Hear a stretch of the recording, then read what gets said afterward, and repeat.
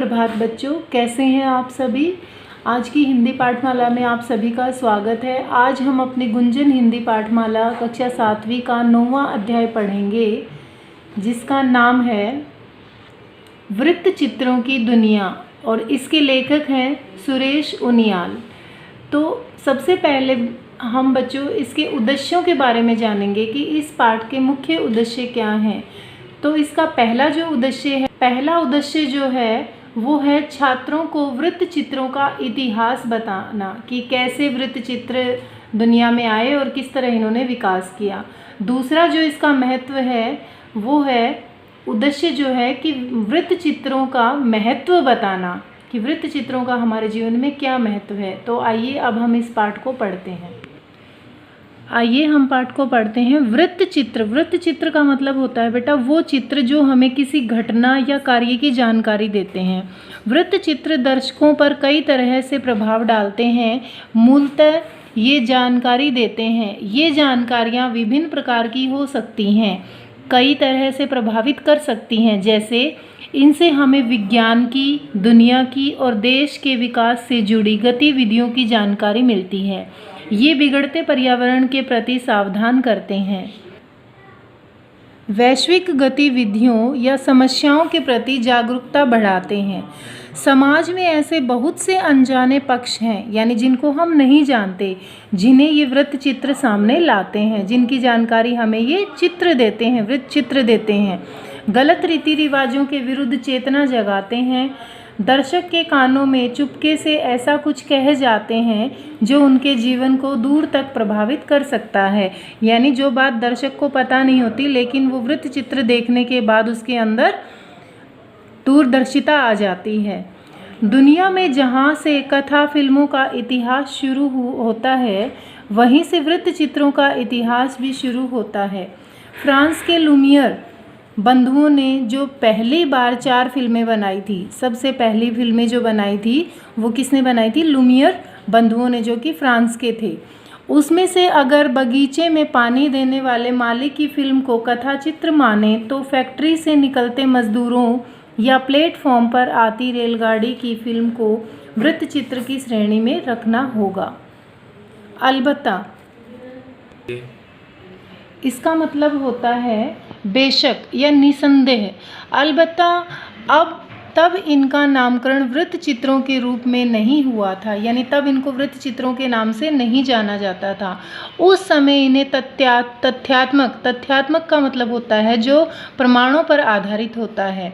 उस समय इन्हें तथ्यात्मक फिल्में ही कहा जाता था। जो प्रमाणों पर आधारित फिल्में होती थी उनको तथ्यात्मक फिल्में कहा जाता था।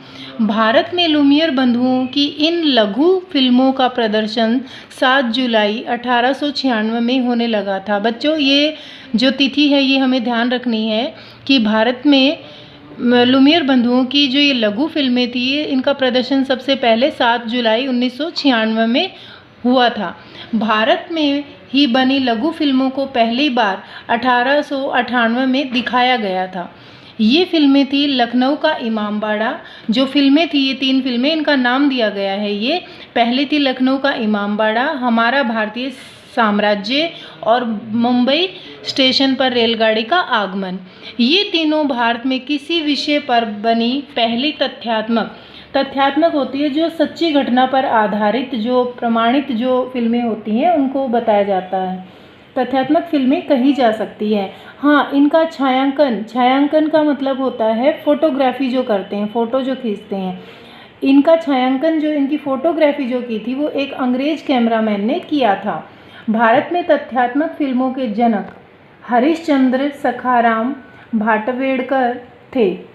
ये नाम याद रखना है आपको कि भारत में जो तथ्यात्मक फिल्में थी उनके जनक किनको कहा जाता है? हरिश्चंद्र सखाराम भाटवड़ेकर को, जिन्हें लोग सावे दादा के नाम से भी याद करते हैं।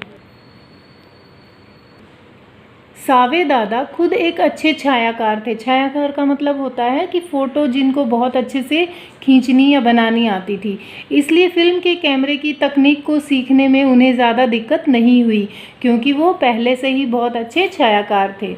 उन्होंने सन 1899 में मुंबई के हैंगिंग गार्डन में उस जमाने के 2 मशहूर पहलवानों पुंडलिक दादा और कृष्णा नावी के बीच हुई कुश्ती को फिल्माया था। यानी दो पहलवान थे जिनमें एक पुंडलिक दादा और दूसरा कृष्णा नावी थे, दोनों के बीच हुई कुश्ती को ही इन्होंने फिल्म का रूप दे दिया था। इसके अलावा उन्होंने एक बंदर की उछल कूद पर छोटी सी फिल्म बनाई थी। इस तरह से दोनों पहली शुद्ध भारतीय फिल्में थी। सावे दादा को ही भारत का पहला समाचार चित्र बनाने का श्रेय ही भी हासिल है। हालांकि तब वे नहीं जानते थे कि वे फिल्म की एक ऐसी विधा को जन्म दे रहे हैं जो जल्द ही नियमित रूप ले सकती है। तथ्यात्मक फिल्मों के फिल्मांकन में कई तरह के प्रयोग होते रहे। शुरू में महाराजाओं के विवाह के समारोह पर अब ये बताया गया है कि किस तरीके से फिल्मों ने रूप देना शुरू किया कि पहले किन तथ्यों पर बनाई जाती थी। किसी महाराजाओं के विवाह के ऊपर, उनके विवाह का जो समारोह होता था उनके ऊपर फिल्माई जाती थी फिल्में। दशहरे के त्यौहार आदि पर इस तरह की फिल्में बनाई जाती थी। फिर देश के विभिन्न भागों के लोगों की दैनंदिनी का मतलब होता है रोज़मर्रा, जो दैनिक जीवन जो होता है उन पर फिल्माई जाने लगी। फिल्में जो थी उन पे फिल्माई जाने लगी। भारतीय सिनेमा के जनक दादा साहब फाल्के ने भी 1918 में एक तथ्यात्मक फिल्म कैसे बनती है बनाई थी। उस फिल्म का नाम था फिल्म कैसे बनती है। अब इस पाठ का हम दूसरा भाग जो है अगली कक्षा में पढ़ेंगे। धन्यवाद।